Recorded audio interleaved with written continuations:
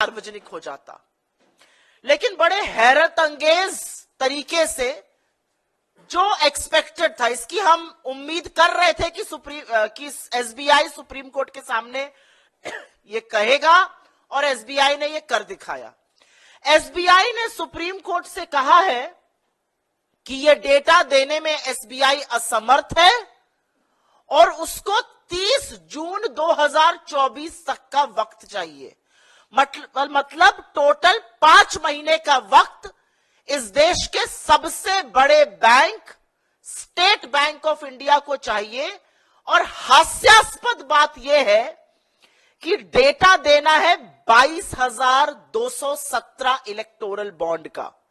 यह कितनी बड़ी विडंबना है कि 22,217 इलेक्टोरल बॉन्ड का जो डेटा डिजिटल इंडिया में और पूरी तरह से कंप्यूटरीकृत, पूरी तरह से कंप्यूटराइज्ड, एसबीआई को एक क्लिक ऑफ अ बटन पर यह डेटा मिल जाना चाहिए। इसके लिए एसबीआई को 5 महीने चाहिए। वो एसबीआई जिसके पास 48 करोड़ बैंक अकाउंट है, वो एसबीआई जिसकी 23,000 के करीब ब्रांचेस है, वो एसबीआई जो 66,000 एटीएम चलाता है पूरे देश में, उसको 22,217 इलेक्टोरल बॉन्ड किसने दिए, उसका विवरण देने के लिए 5 महीने चाहिए।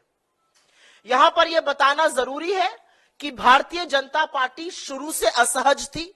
2017 में जब यह स्कीम आई और पिछले वित्तीय वर्ष के अंत तक 31 मार्च 2023 तक करीब 12,000 करोड़ रुपए इलेक्टोरल बॉन्ड के माध्यम से पॉलिटिकल पार्टीज को मिले, जिसमें 2/3 अकेले भारतीय जनता पार्टी को मिले। करीब 6500 करोड़ रुपए भारतीय जनता पार्टी को मिले और करीब 9% अबाउट 1,000 करोड़ रुपए से थोड़ा ज्यादा कांग्रेस को मिले। तो भारतीय जनता पार्टी चिंतित थी। चिंतित इसलिए थी क्योंकि अगर लोगों का नाम सार्वजनिक हो गया तो पता चल जाएगा कि कौन सा मित्र कितना दे रहा था, क्यों दे रहा था। यहां पर आपको एक और रिपोर्ट की याद दिलानी जरूरी है। एक रिपोर्ट आई थी, न्यूज लॉन्ड्री और न्यूज मिनट ने करी थी। उन्होंने कहा था 30 ऐसी कंपनियों का नाम सामने आया है जिन्होंने 335 करोड़ 2018 से 2023 के बीच में भारतीय जनता पार्टी को दिए। इनके खिलाफ कार्रवाई हुई थी, चाहे वो इनकम टैक्स हो, सीबीआई हो या ईडी हो। इसमें से 23 कंपनियां ऐसी थी जिन्होंने कभी इसके पहले चंदा नहीं दिया था। तो क्या ये क्विड प्रो को था? क्या नाम आने से पता चल जाएगा कौन चंदा दे रहा था? क्या नाम आने से पता चल जाएगा किस समय चंदा दिया गया? क्या ये भांडा फूट जाएगा कि चंदा लेकर कौन सी नीति बनाई गई? क्या ये सच सामने आ जाएगा कि चंदा लेकर किसके खिलाफ जांच बंद करी गई? क्या ये सच सामने आ जाएगा कि चंदा लेकर चंदा ना देने पर किसके खिलाफ जांच खोली गई, चंदा लेकर बंद कर दी गई? तो चंदा का भांडा फोड़ हो जाता। इसलिए एसबीआई का कहना है कि हमें 2024 30 जून तक का वक्त चाहिए।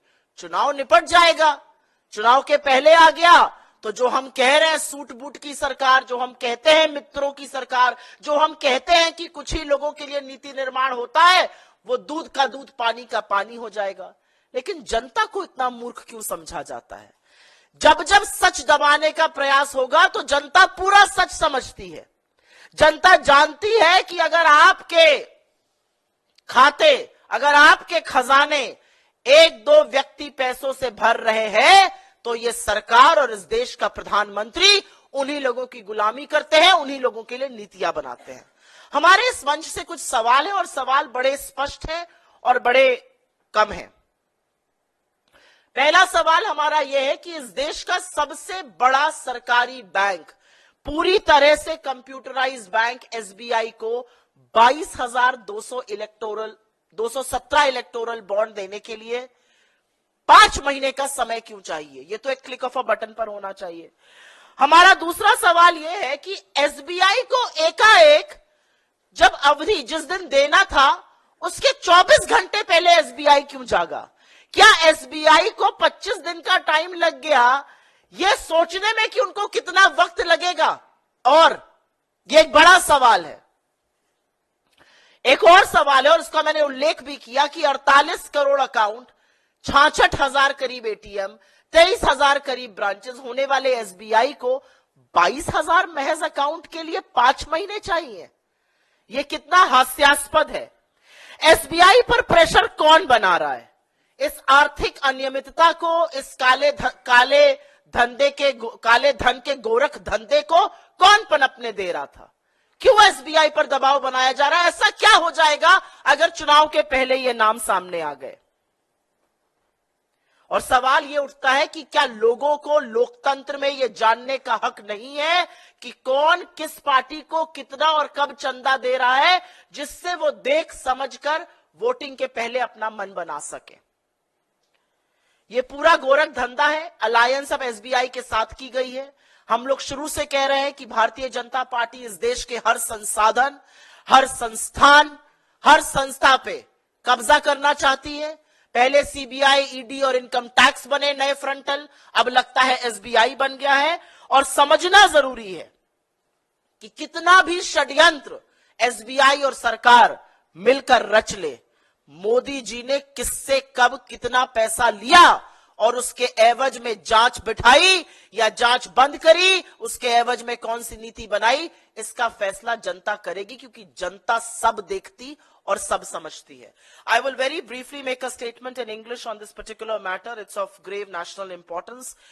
24 hours before the SBI was supposed to make names public of who the electoral bond donors were, according to the Supreme Court order of 15th February 2024, not unexpectedly, but in a very shocking and brazen way, the SBI has approached the Supreme Court and has sought time until the 30th of June 2024 to make these names public. Why does the SBI need so much time?